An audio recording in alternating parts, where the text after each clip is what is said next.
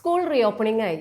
പാരൻസും കുട്ടികളെല്ലാം ഭയങ്കര ഒരു സന്തോഷത്തിലും ചിലപ്പോൾ ചെറിയൊരു ആങ്സൈറ്റിയിലായിരിക്കും. അപ്പോൾ ഈ ഒരാഴ്ച കൂടി കഴിയുമ്പോൾ ജൂൺ 1-ാം തീയതി ആവാൻ പോവുകയാണ്. നമ്മൾ റീഓപ്പണിങ്ങിനായിട്ട് നമ്മൾ എന്തൊക്കെ കാര്യങ്ങൾ ശ്രദ്ധിക്കണം എന്ന് നമുക്ക് നോക്കാം.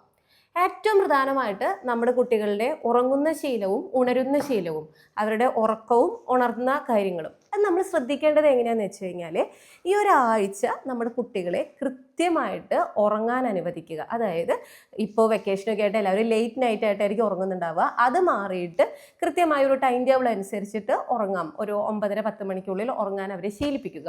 എണീക്കുന്നത് ഒരു 6 മണി 6:30 നേരത്തെങ്കിലും അവരെ എണീപ്പിക്കാനായിട്ട് മിനിമം അവരെ ഒന്ന് ശീലിപ്പിക്കുക. അങ്ങനെ ഒരു റെഗുലർ ടൈം ഈ ഒരാഴ്ച കൊണ്ടുവന്നാൽ തന്നെ പെട്ടെന്ന് ഒരു ദിവസം അവർക്ക് അതിലേക്ക് ഷിഫ്റ്റ് ചെയ്യുമ്പോൾ ഉണ്ടാകുന്ന അഡാപ്റ്റ് ചെയ്യാനുള്ള ബുദ്ധിമുട്ടുണ്ടാകില്ല. ഈ ഒരാഴ്ച അവരങ്ങനെ ശീലിപ്പിക്കുക.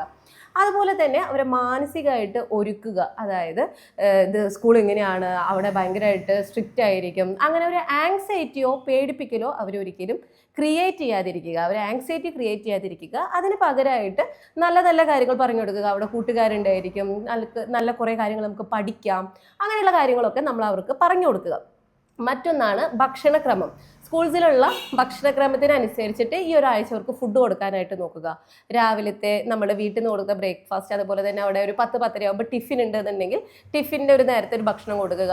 ലഞ്ച് അതുപോലെ തന്നെ സ്നാക്സ് ആയിട്ടും അവരെ ഭക്ഷണക്രമം ക്രമീകരിക്കുക. അതുപോലെ തന്നെ സ്നാക്സിൽ എപ്പോഴും ഈ പാക്ഡ് ഫുഡ്, ബിസ്ക്കറ്റ്സ്, ഡോനറ്റ്സ് എന്നിവ കൊടുക്കാതെ അത് മാറ്റി അവർക്ക് നട്ട്സും ഫ്രൂട്ട്സും ഒക്കെ ആയിട്ട് അവർക്ക് കൊടുത്ത് കഴിച്ച് അവരെ ശീലിപ്പിക്കാൻ നോക്കുക. മറ്റൊന്നാണ് കുട്ടികളുടെ പുസ്തകവും ബാഗും കുടയും ചെരുപ്പും എല്ലാം നേരത്തെ കൂട്ടി അറേഞ്ച് ചെയ്ത് കൃത്യമാക്കി വെക്കുക. അവർക്ക് പോകേണ്ട വാഹന സൗകര്യങ്ങളെല്ലാം നേരത്തെ അറേഞ്ച് ചെയ്യുക. അതുപോലെ തന്നെ ഇപ്പോൾ റോഡിൻ്റെ സുരക്ഷാ മാർഗങ്ങൾ അവർക്ക് പറഞ്ഞു കൊടുക്കുക. എപ്പോൾ ക്രോസ് ചെയ്യണം, എപ്പോൾ ക്രോസ് ചെയ്യരുത്, വണ്ടിയിലേക്ക് കയറുമ്പോഴും ഇറങ്ങുമ്പോഴും ശ്രദ്ധിക്കേണ്ട കാര്യങ്ങൾ എന്തൊക്കെയാണ്, ഇങ്ങനെയുള്ള കാര്യങ്ങൾ അവരെ നമ്മൾ കൃത്യമായി പഠിപ്പിക്കുക, അവരെ ശീലിപ്പിക്കുക. പറഞ്ഞും ചെയ്തുമെല്ലാം കാണിച്ചു കൊടുക്കുക. മറ്റൊന്നാണ് ഇവരുടെ ആരോഗ്യപരമായ കാര്യങ്ങൾ. അതായത് ഇപ്പോൾ ഇവർക്ക് എന്തെങ്കിലും പനിയോ ചുമയോ ജലദോഷമൊക്കെ ഉണ്ടെന്നുണ്ടെങ്കിൽ അവർക്ക് നല്ലപോലെ വിശ്രമം നൽകുക. മാസ്ക് ഉപയോഗിക്കണമെന്നുണ്ടെങ്കിൽ മാസ്ക് ഉപയോഗിക്കേണ്ട കാര്യങ്ങൾ അവരെ പറഞ്ഞു കൊടുക്കുക, ബോധവൽക്കരിക്കുക.